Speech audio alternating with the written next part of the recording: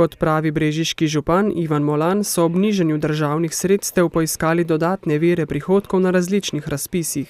In pa mislim, da je še zelo pomembno povedati, da nam je uspelo sprejeti tudi državne prostorske načrte za hidroelektrarne, kaj so osnove za nadaljne razvoj in pa nadaljne delo hidroelektrarn.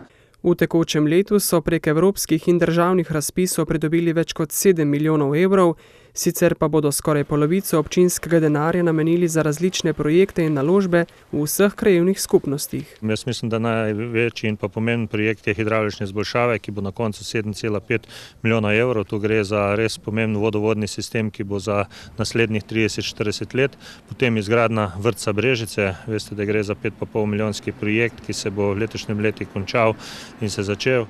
Prav tako so zadovoljni, da so ohranili sredstva za neprofitne organizacije.